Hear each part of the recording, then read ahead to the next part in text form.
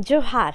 जैसे हम good morning, नमस्ते, राम राम कहते हैं, उसी तरह झारखंड में जोहार कहा जाता है। इसका मतलब है सबका कल्याण करने वाली प्रकृति की जय। ये यात्रा झारखंड के रामगढ़ तक होने वाली है, वो भी गाज़ियाबाद से। ये रामगढ़ शोले का रामगढ़ नहीं है, ये है झारखंड वाला रामगढ़।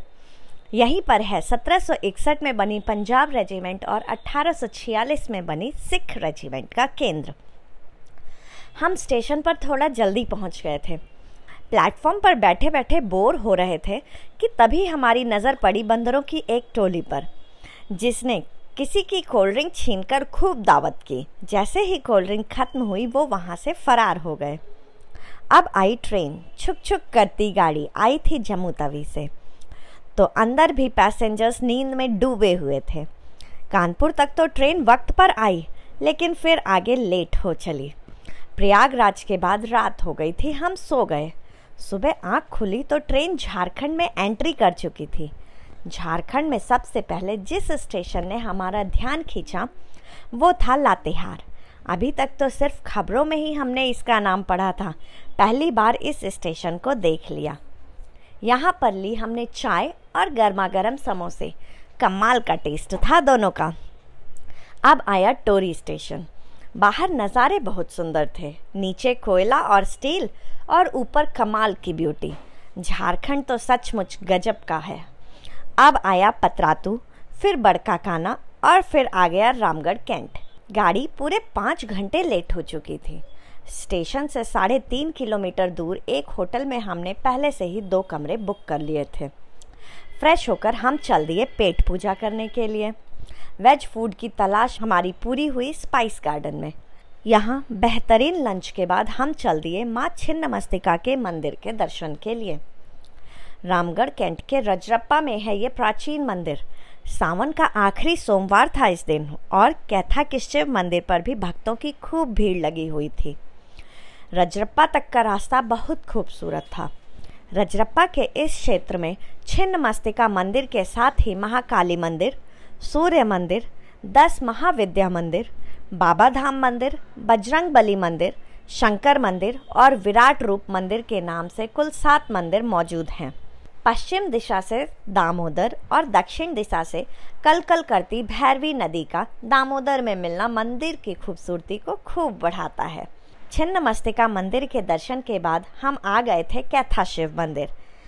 ऐसा जर्जर मंदिर आज तक हमने नहीं देखा।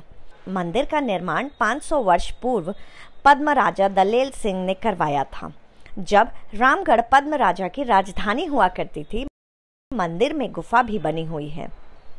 अंदर ही अंदर तालाब तक जाने का रास्ता है। बताया जाता है कि राजा और रानी जब यहाँ पूजा करने आते थे तो वो गुफा के रास्ते ही तालाब से स्नान करके फिर मंदिर में प्रवेश करते थे पूजा करने के लिए।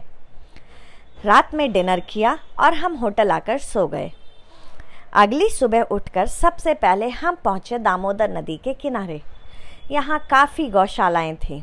यहाँ हमने काफ़ी फ़ोटो खिंचवाई। एक महिला नदी के पानी में बर्तन धोते हुए हमें मिली, उनसे हमने बातें भी की।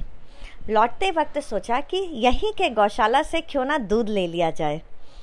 अब ये चांस भी देखिए, हम उसी महिला के घर पहुँचे जो हमें नदी के किनारे बर्तन धोते हुए मिली थी।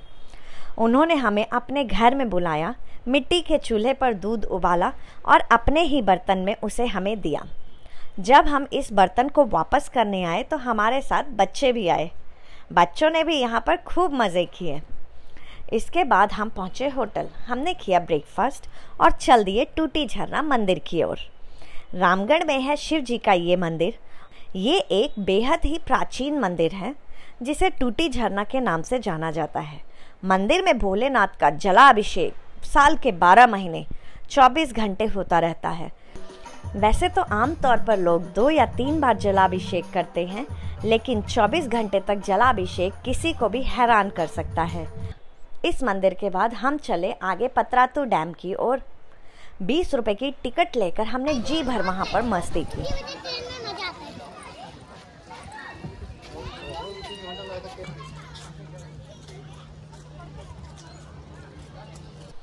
वापस लौट आए रामगढ़ कैंट स्टेशन।